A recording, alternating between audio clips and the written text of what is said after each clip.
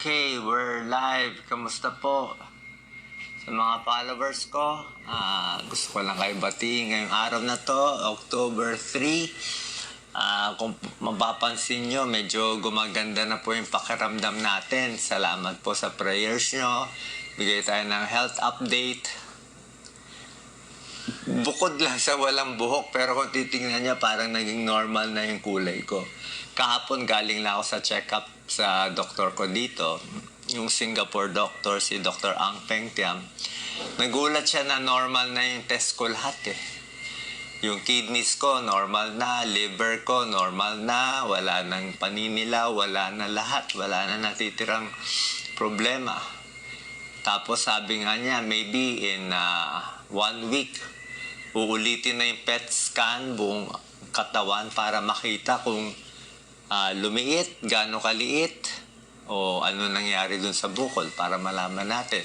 Pero kung makikita nyo, gumanda na yung kulay natin. Gumanda na yung kulay natin. May hingal pa rin tayo, syempre. Kasi nung una, nag-umpisa naman tayo ng manas na manas eh. Diba? Pero ngayon, I'm feeling better. Kagabi, nakatulog ako for the first time, mga 8 hours of sleep. So, yun na pinakamaganda. Tsaka ngayon, kaya ko na kumain ng marami. Kaya ko na kumain ng ampalaya, kangkong, pero kailangan ko karne. Ang turo pala, pag cancer patients pala, hindi nyo dapat dinadiet. Mali palang gawa natin. Pag may cancer na, bigay mo na lahat ng taba na gusto niya. Taba, baboy, lechon, kahit ano, basta kumain lang siya ng kumain. Kasi may kalaban na siyang bukol eh. May cancer na siyang kalaban eh. So, dapat po ganoon. So, basically, salamat po. Salamat sa mga prayers nyo. Mukhang very, very effective. Tingnan natin kung magtutuloy. So, yan ang unang miracle na hihingiin natin na sana hindi lang naman ako ang gagaling. Gusto ko lahat tayo sabay-sabay. Maraming may cancer sa atin, di ba? Maraming may cancer, baka hindi nila alam. Maraming meron mga malulubhang sakit, di ba? So, yun po ang unang reason. Mukhang gumaganda pakiramdam. Parang normal na, hindi nyo nahalata eh. Hindi na siya halatang may sakit eh. Di ba? Kita nyo naman yung mukha na may sakit. Oh. Kahit pakita ko pa leg ko sa inyo. Hindi na halata. Wala nang galit eh. Nakita mo naman nung una hanggang halos hanggang ulo yung humihilab sa akin eh. Saka dati hindi ka talaga makakain. Ngayon malakas na. So, iba talaga, mukhang miracle kasi sobra hirap daw kalaban tong sarcoma. Sarcoma daw mahirap talaga. So, that's one. And second, baka magulat kayo, in-inform ko naman kayo, magpa-file po kami ni Doc Lisa for Senator May 2025 para paggaling natin. Ang tapos ng treatment ko kasi November eh. So by December, dapat nasa Pilipinas na ako.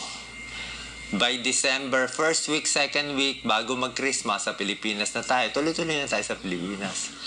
So by that time, matagal pa naman yung campaign period eh. Matagal pa naman eh, di ba? So by that time, hopefully, malakas na tayo at makakatulong na tayo sa tao. Diba?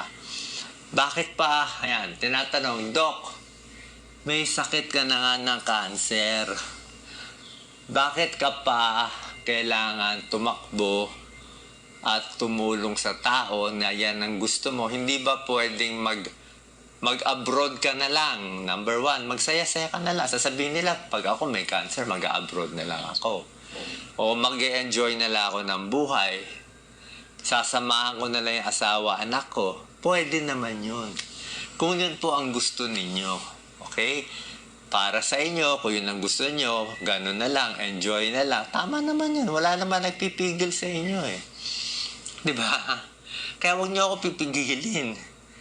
Huwag nyo ako pipigilin. Iba kasi ang gusto ko.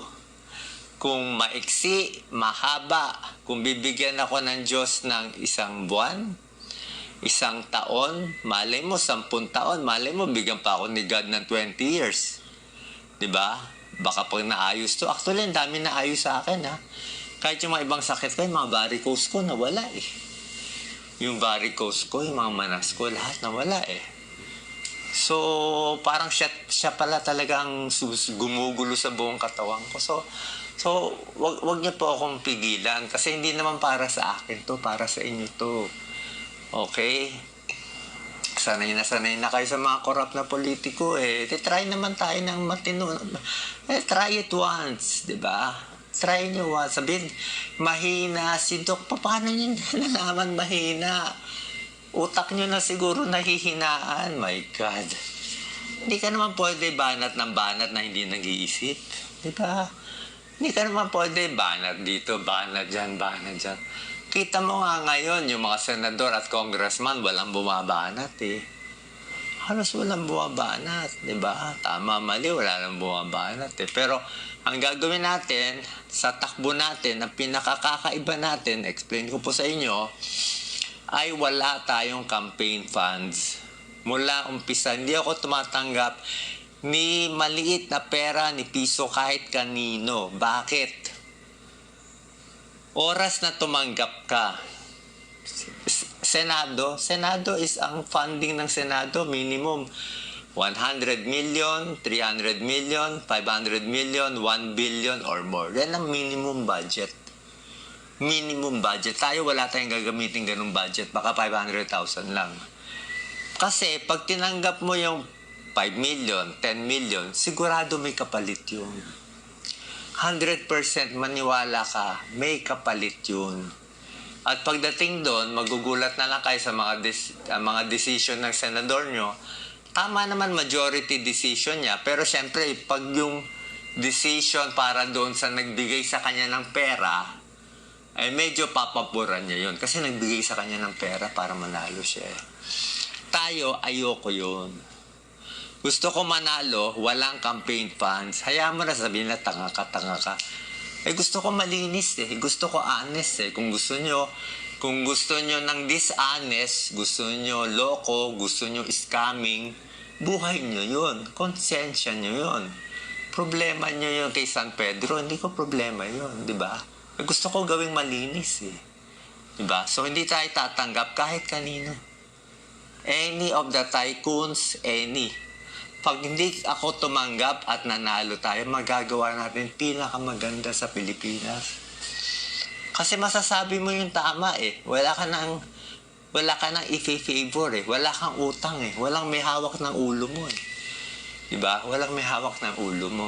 Kaya nahihirapan yung mga kandidato, gagastos sila ng 200 million, 500 million, tapos, paano ang bawi? Diba? Paano babawi?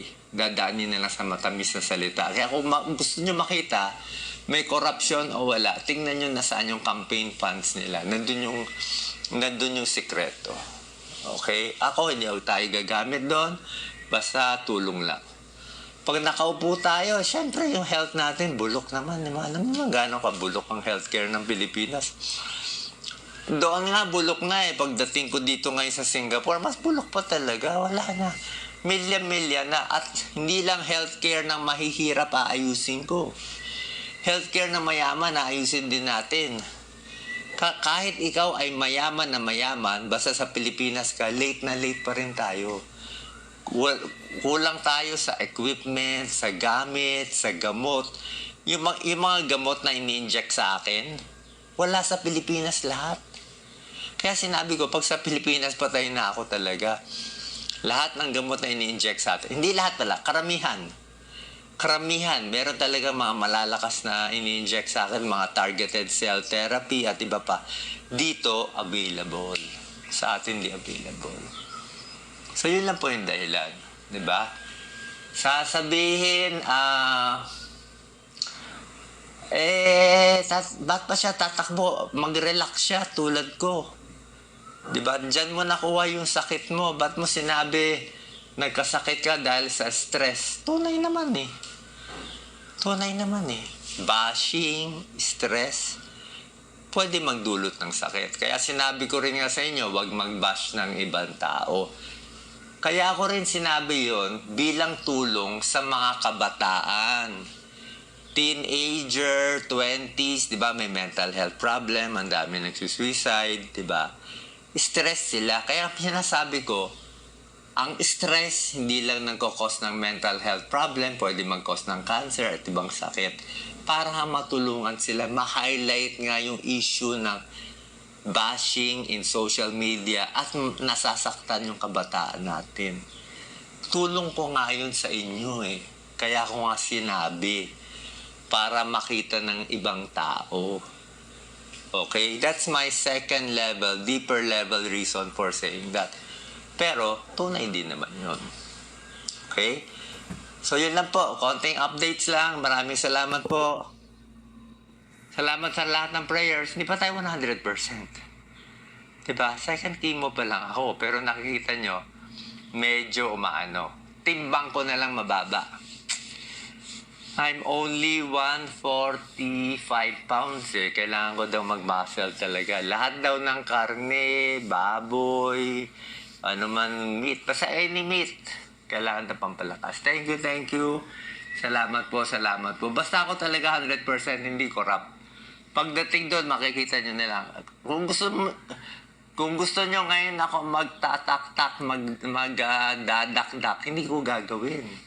Kahit tingnan nyo yung mga senador, meron bang tumitira ngayon? Takot naman sila lahat Quiet din sila lahat Titira lang yan pag malapit na yung eleksyon, di ba? Oo. Bakit ako magpapauto? Pag tumira ka ngayon, di patay ka na ngayon. Maganda hindi nila alam yung iniisip mo. Di ba? Maganda hindi nila alam yung iniisip mo. Pero kayo, alam nyo naman iniisip ko. Alam nyo naman iniisip ko Iniisip ko nga kayo Ganun nga kasimple. Kaya sabi ko nga, nung malala ako bago ako mamatay, sasabihin ko, ngayon mukhang di ako mamamatay. Kaya wag niyo sabihin terminally ill ako. Walang terminally ill. Ang cancer ngayon, nagagamot. Isa pa pala, ang dami ko nakakausap dito ng mga nurse sa Singapore. Pare-pareho sinasabi ng mga Filipino nurses sa Singapore sa akin. Sabi niya, Doc, pag sa Pilipinas, very hard ang kaso mo. Parang very hard case ka. Pagdating mo sa Singapore, easy case ka lang. Yung super hirap sa atin, pagdating dito, kaya natin ayusin yan. Diba? So, ibig sabihin, ganun sila ka high-end. Pag sa atin, give up na, wala namang gawa. Dito, kaya paggawa ng paraan. I'm not bashing anyone kasi yun talaga reality We have to accept. Dapat tanggapin natin, may problema sa health system natin, may problema na yung nurses natin, 2 taon lang nananatili sa Pilipinas, walang sweldo, walang gamit.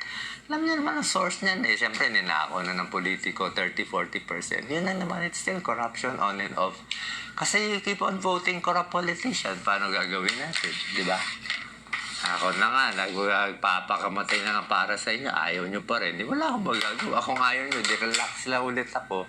Diba? Not my choice. It's your choice. Salamat po. God bless po. Ingat po palagi. Sana laging malakas. Okay? May good days, may bad days, pero parami ng parami dapat ang good days natin. Salamat po.